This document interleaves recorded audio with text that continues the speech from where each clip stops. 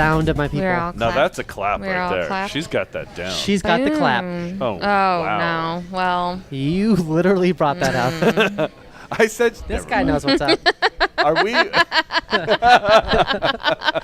Hell yeah. This guy knows what's up. He does. He's like, that's right. She does have the clap. He's like, dirty joke. I heard a dirty joke. There was a dirty joke from that vicinity. Listen, when you're carrying around a toddler all day, any joke that's adult level, you're just like, about. yeah. Any conversation at all that has anything to do with adult. When you start watching Shrek and you're like, I get some of these jokes. They're pretty solid.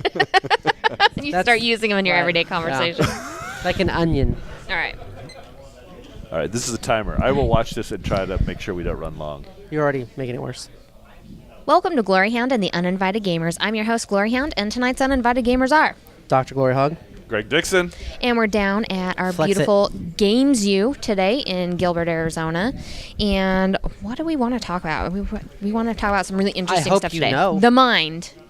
But we're not talking about the game. We're talking about, is the mind a game or an activity? Oh, I feel like you're like just trying to call the ghost of Andrew Spindler over here.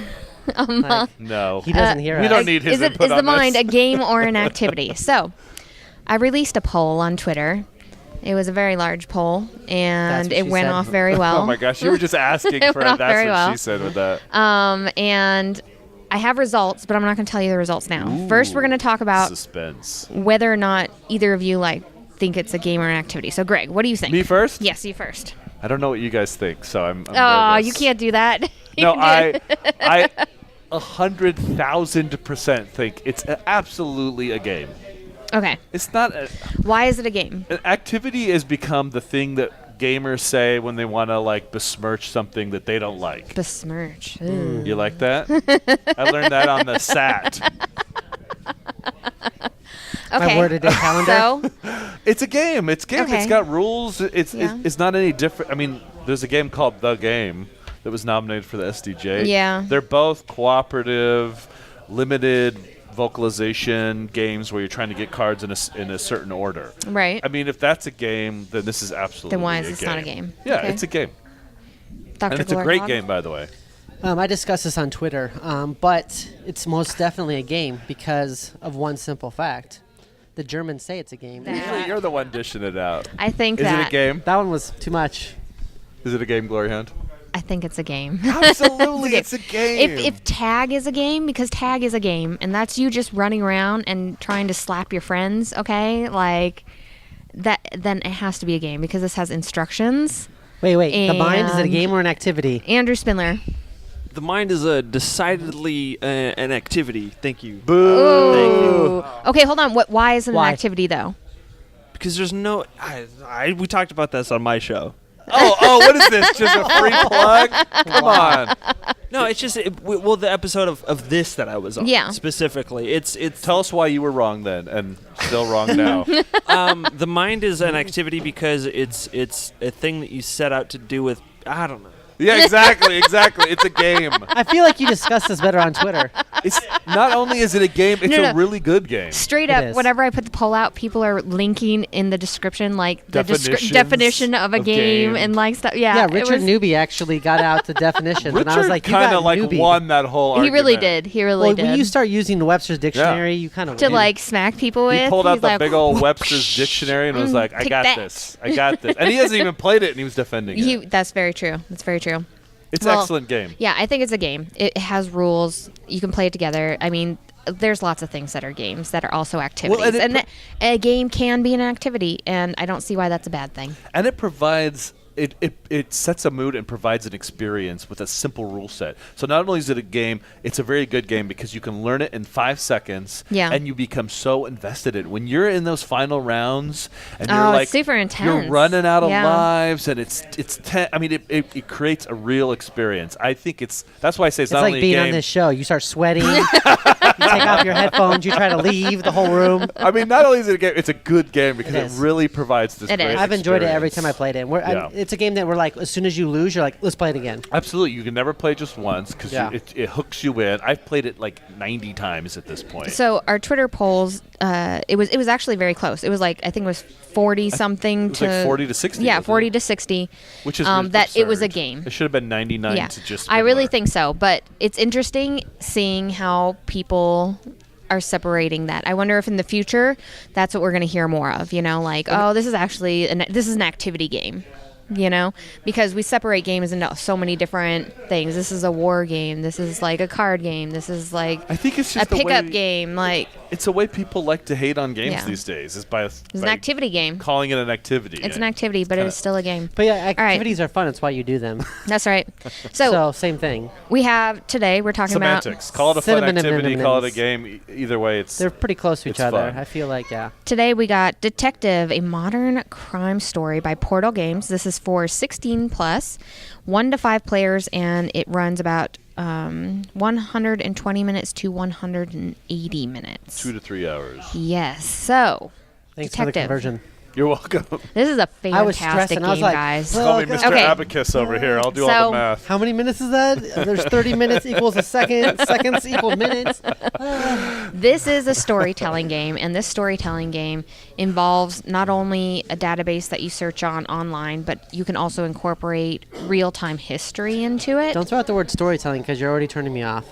Well, it's not like you're telling a story. You're solving a mystery. It's like time stories where you're solving a mystery, but the story is being told to you. I was out, and then they pulled me back in again. No. You yourself are not telling the story that's happening. Gotcha. You are researching because you're a detective. Oh, so you're a detective. It's like a detective activity. That's right. It's like a detective activity, and you're a detective, and you're trying to solve a crime.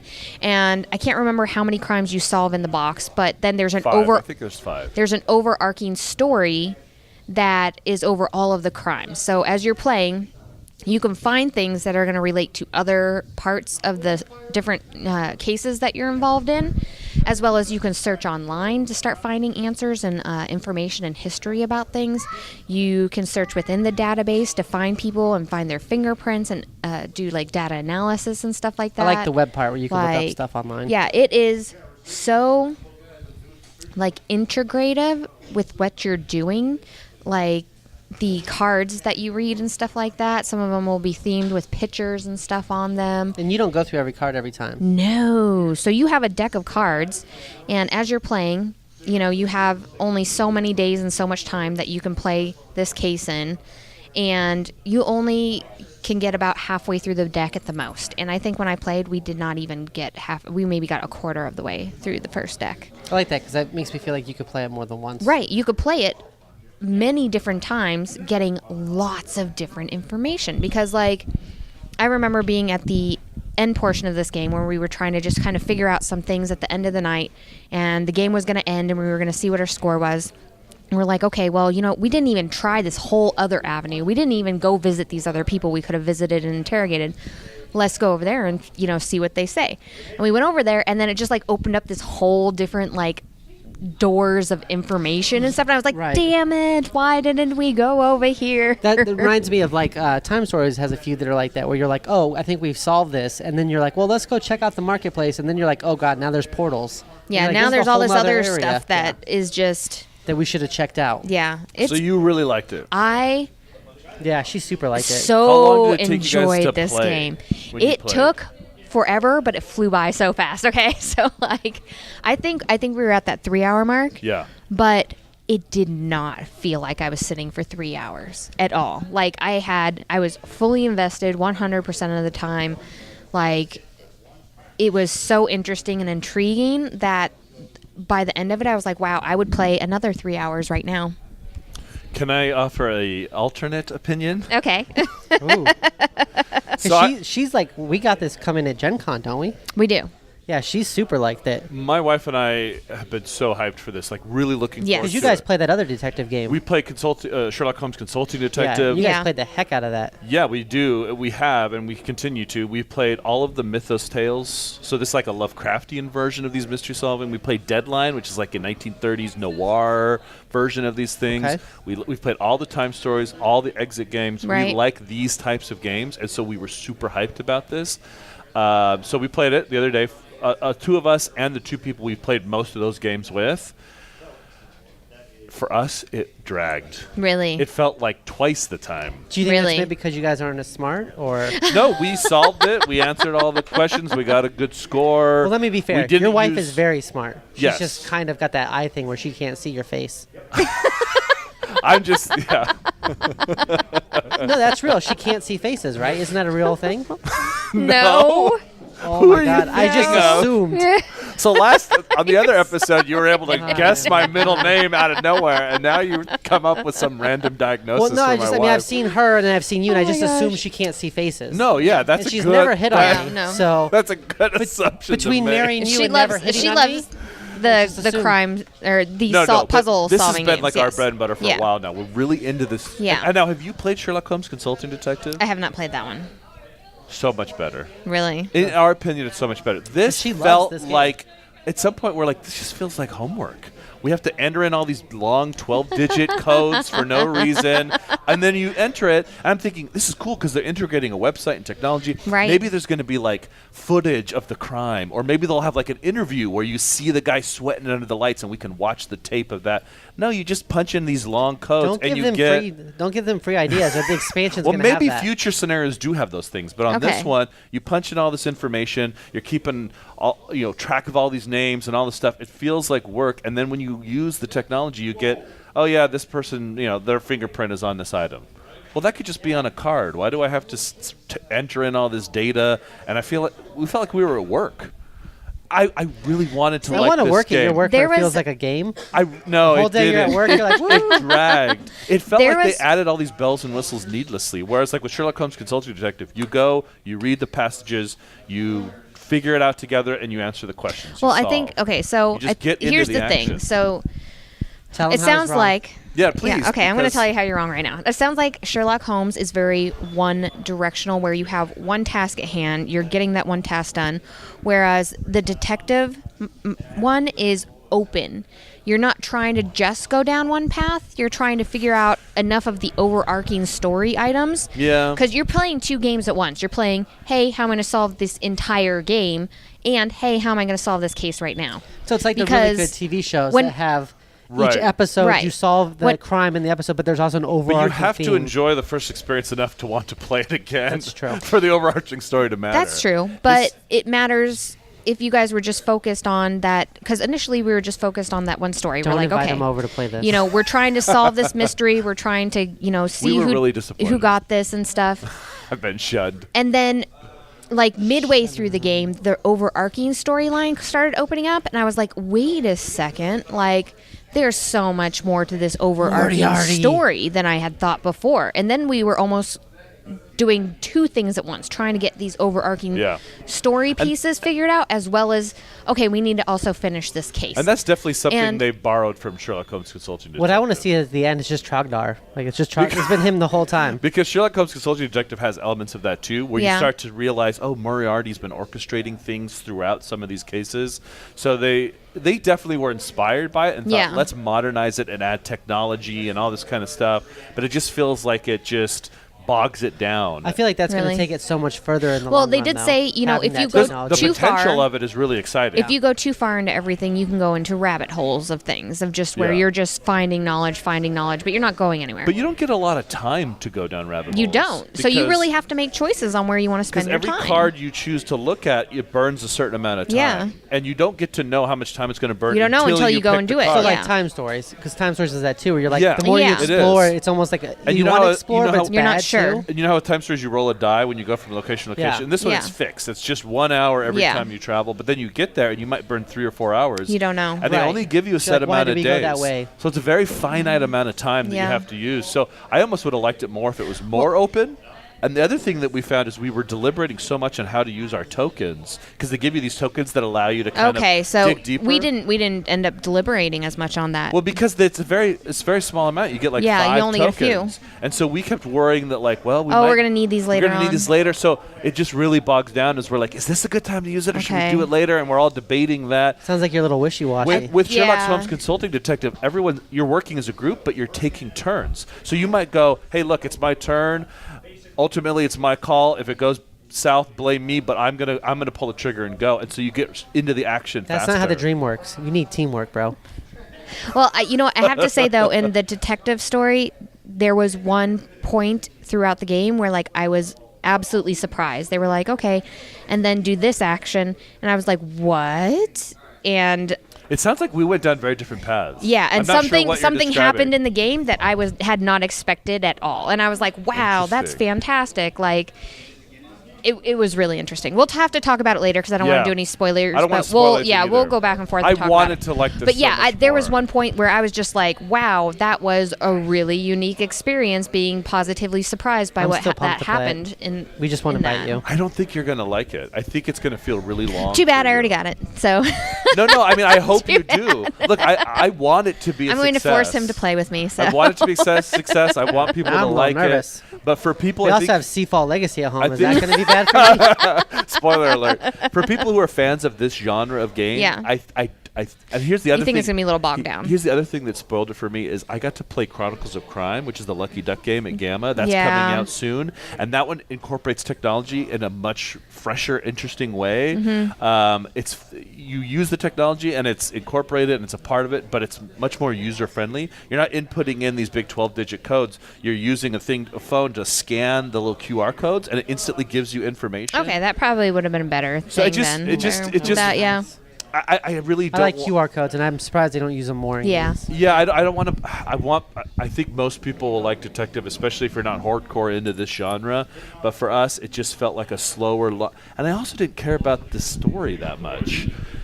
And I don't want to spoil that, but it just was like, why do I care about the history of this item? Like it just, I don't know. I don't know. Okay. Well, you know try it out. Yeah, you should try it out at least and see if you like it. I loved it. Greg was on.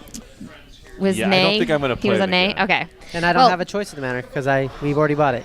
I hope you like it. Here's the thing. I've set your expectations very low now. Now you're going to love it. There you go. You can thank me later. All right, DrGloryHogg, what did you play this week? Played Most Wanted. Ooh, by North Star Games.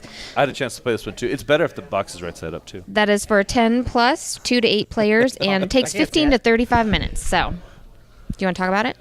No. So this game is essentially you're a bunch of cowboys, cowpokes, old miner types, nuns with nunchucks, normal stuff that you'd expect in an old Western game. Exactly. I mean, I can't tell you how many times I've seen nuns with nunchucks. What's all the tropes. Interesting is that, it's got the stuff that you expect. Because you expect, some type of nun action in an Old West type game.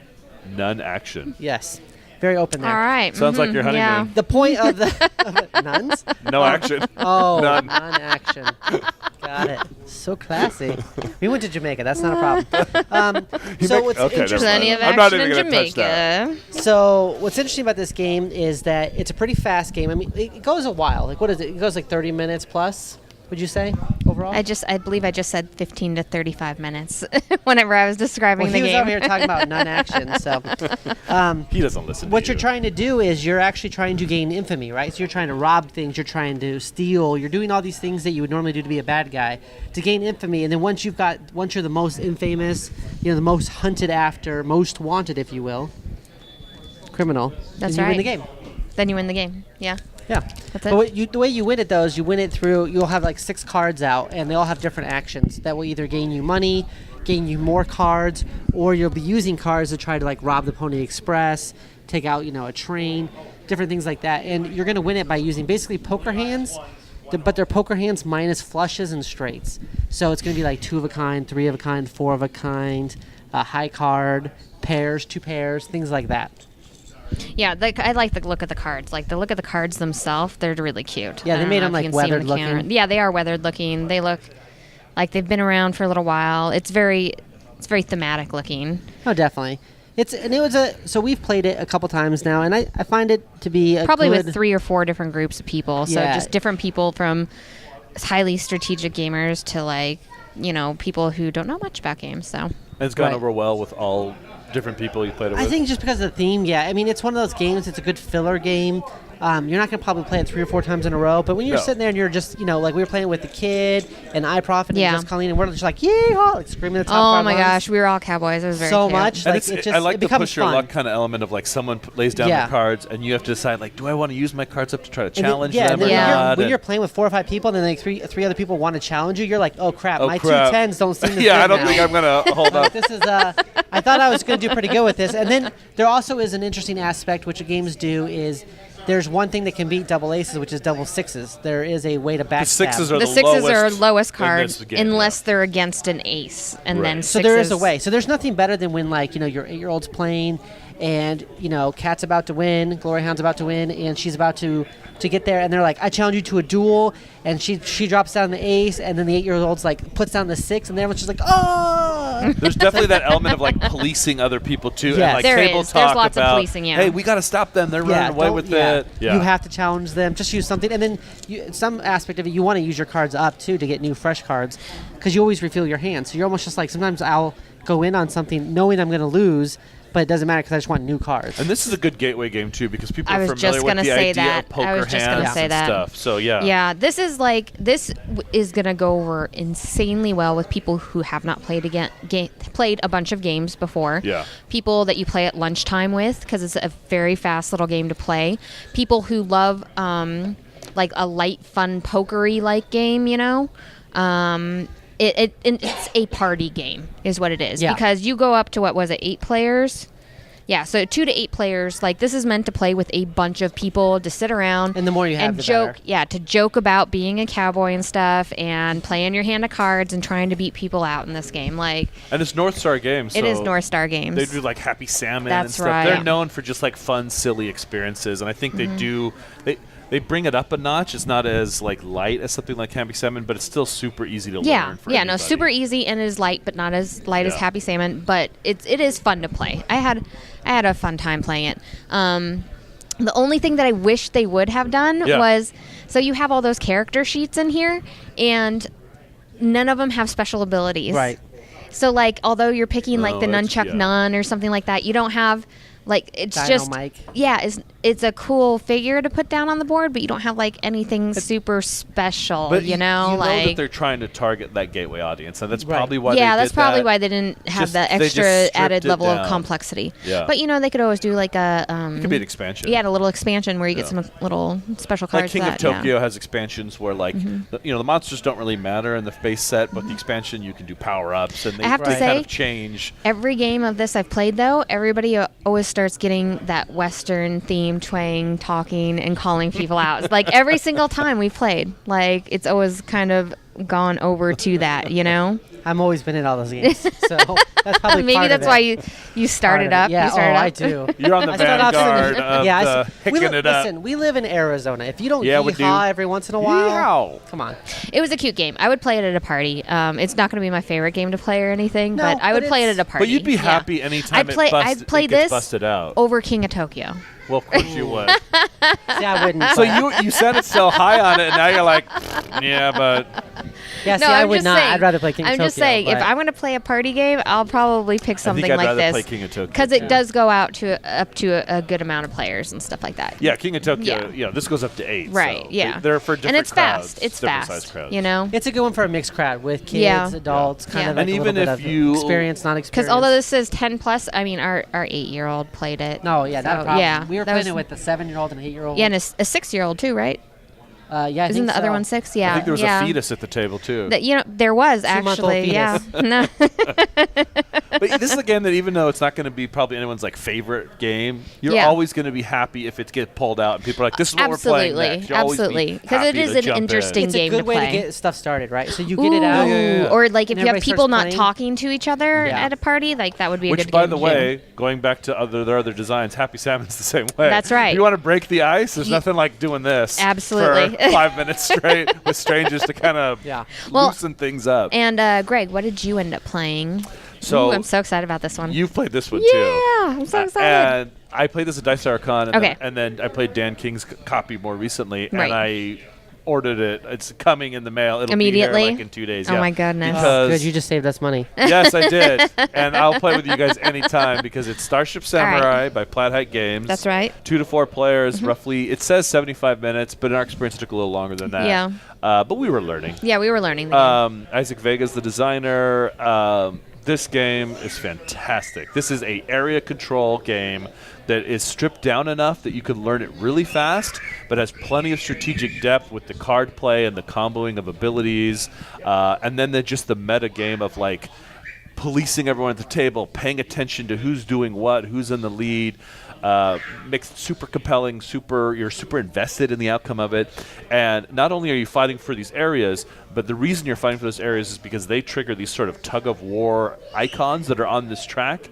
And you're influence, right? Like you're trying to influence. You're doing an influence track, basically. Right, I like that. Like, so if I do something good with a faction, not only does it it doesn't just raise mine, it'll actually take away from your faction. Right. And then it can come onto my side if I do enough stuff. So you could be kind of minding your own business in this sector, but because that is the token that someone else has, you're always pissing off everybody else at the table. Absolutely. And they're going to come after you because, hey, that's my token that you're grabbing. So it's not just a race, like who can get the most influence. It's like it really is I just got influence from it, now you lost. And I really loved that portion of it because I only gain if you lose. Yeah. It goes in 4 rounds, was it? Yeah. So, okay, the first round you can work where you get all of your tokens up and you're like, all right, I got control of these 2 tokens. Well, when the new cards come out for the next round, those tokens might not even be involved in that round, or they might be negating just those tokens. So one round you could win those tokens and then you can completely lose those tokens on the next round. Well, and so like every round, like you're working for different ones. Sorry, I didn't mean to cut you off there. No, you're fine. But also you can you have 4 tokens that are numbered 1, 2, 3, or 4, and that tells you how many actions you get to take depending on where you place them on your player board. On your player board. So one of those is just move influence. Right. So even if the token isn't out in the area control portion, you can just slap your 4 down on and there try to move that influence and pull up. that influence away from someone else. So it's always in your face. So you're not going to like this if you don't like conflict. I mean, this is a conflict game. Yeah. But did everyone get mad about it, like Blood No, Rage style? we had fun with it. It was really good. Fun. I think the best thing about this game is you guys haven't even mentioned is giant samurai robots Yes. in space. Samurai space robots. Do you like Voltron? Good point. Have you ever seen a show called Power Rangers? Good You're playing these giant. And the miniatures are rad. They are really cool. They're cool. Yeah, miniatures. they're nice. Yeah. And all of this stuff. And it's like $50. Yeah, it's very inexpensive. It's very affordable, and I think it holds up against the big $100 cool mini or not style games. Right, because you don't for like necessarily half need the price. You don't need 100 minis. This gives you like a couple really. No, I think it has good. 8 minis or whatever. It has more than 8 because it has the spaceships too. Yeah, for as simple as it plays, because this did not take a long time to learn. It was very quick. It was like 1 round, and you know what you're doing for the entire game. Okay, but it's area control and influence control in the game. And it was so interesting just going back and forth because although the 2 things were tied to each other, you could try to dominate this board over here and then forget about this board a little bit more and go back and forth and try to get where your points were going to come from. Because if you won an area that was 5 points or if you got the highest influence that was 5 points. So it's not like if you got shut out of the area control portion, it's not like you couldn't just move your stuff to the influence tracks and try to make up all your points there. Well, and there's also, you can spend your tokens to get a bunch of cards. Oh, yeah, the cards were good. You can either use your points as a currency or the in-game currency to play cards. And so you might be doing badly on the board, but you play these order cards that give you all kinds of cool bonuses. So there's a lot of different ways to skin the cat, but it's simple to learn. So simple to learn. Yeah. It was Why so are you good. skinning the cat? Just curiosity. I'm just an evil person who likes to torture animals. And me, apparently.